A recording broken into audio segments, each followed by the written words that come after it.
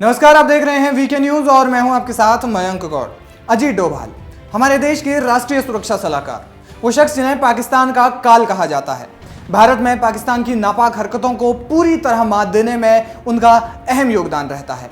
उन्हें भारत का James bond यूं ही नहीं कहा जाता। 7 सालों तक पाकिस्तान में बतौर सीक्रेट एजेंट रहकर उन्होंने पाकिस्तान की कई भारत विरोधी गतिविधियों को मिट्टी में मिला दिया। वे प्रधानमंत्री मोदी के इतने विश्वास पात्र हैं कि भारत चीन डोकलाम विवाद को संभालने का पूरा जिम्मा पीएम मोदी ने उन्हें ही दिया था। उनकी बहादुरी के कई किस्से हमने सुने हैं और अब उन किस्सों में एक और सत्य घटना जुड़ गई है। दरअसल भारत में G20 के दौरान India middle east Europe economic corridor यानी IMEC के बारे में खूब चर्चा हुई।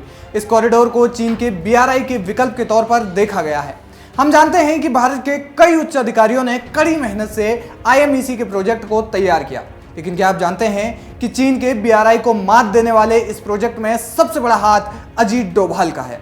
जी हाँ, बहुत ही कम लोग जानते हैं कि IMEC को तैयार करने और इस बड़े प्रोजेक्ट पर सहमति बनवाने में भारत के राष्ट्रीय सुरक्षा सलाहकार अजीत डोभाल का बहुत बड़ा हाथ है।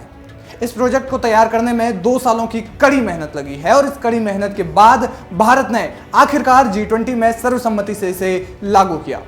जानकारी के मुताबिक अजीत डोभाल पिछले कई महीनों से IMEC में शामिल देशों के समकक्षों के साथ बातचीत कर रहे थे।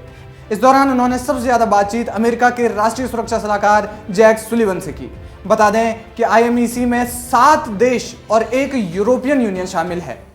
ये सभी देश इस प्रोजेक्ट के लिए एक साथ खड़े हैं, लेकिन इस प्रोजेक्ट में अजीत डोभाल की सबसे बड़ी भूमिका क्या है वो जानेंगे, लेकिन उससे पहले ये जान लेते हैं कि IMEC की शुरुआत आखिर हुई कैसे।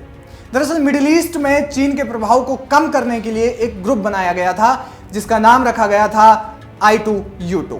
ये 4 देशों का ग्रुप है। इसका मकसद देशों के बीच टेक्नोलॉजी और प्राइवेट सेक्टर के सहयोग को बढ़ाना था। I2U2 को लेकर जब चर्चाएं चल रही थी उसी वक्त में IMEC का आइडिया सामने आया और इस आइडिया के चलते सऊदी अरब को इसमें शामिल किया गया। इसके बाद धीरे धीरे IMEC का विस्तार हुआ और इसने अपना रूप धारण करना शुरू कर दिया। अब जानते हैं कि इसमें अजीत डोभाल का क्या योगदान है। इसी साल मई के महीने में अजीत डोभाल ने इंफ्रास्ट्रक्चरल प्रोजेक्ट पर चर्चा करने के लिए अमेरिकी समकक्ष जैक सुलिवन और UAE एवं सऊदी अरब के अधिकारियों के साथ मुलाकात की, उनसे बातचीत की। इसमें दुनिया के मिडिल ईस्ट क्षेत्र को जोड़ने की बात चली। अमेरिका इसमें सबसे ज्यादा इंटरेस्ट लेता दिखा। अमेरिकी NSA ने तो यहां तक कह दिया कि ये प्रोजेक्ट मिडिल ईस्ट के लिए खासा अहम साबित हो सकता है और इसके लिए प्लान आगे बनाया जा रहा है। इसी मीटिंग के बाद IMEC चर्चाओं में रहा। मई में हुई इस मीटिंग के बाद प्रधानमंत्री मोदी का जून में अमेरिका में राजकीय दौरा हुआ। इस दौरे के लिए अजीत डोभाल पहले से तैयारियों में जुटे थे। यहां भी IMEC पर जोर देने को लेकर कोशिश की गई। पिछले साल मई में भारत और अमेरिका के बीच initiative on critical and emerging technology यानी कि ISET पर बात बनी। इसके जरिए दोनों देशों के बीच डिफेंस और टेक्नोलॉजी पार्टनरशिप को मजबूत करने की सहमति बनी। डोभाल ने पीएम मोदी के अमेरिका दौरे से पहले ISET को एक बड़ा रूप देने की कोशिश की, लेकिन इसे प्रभावी बनाने के लिए भारत और अमेरिका के बीच एक कॉरिडोर की जरूरत थी। अजीत डोभाल ने अमेरिकी NSA के साथ मिलकर बातचीत की कि अगर ISET को कामयाब करना है, उसे सफल बनाना है, तो एक ऐसे कॉरिडोर की जरूरत पड़ेगी जिसमें मिडिल ईस्ट और यूरोप भी शामिल हों। और धीरे धीरे इसी तरह IMEC बढ़ना शुरू हुआ।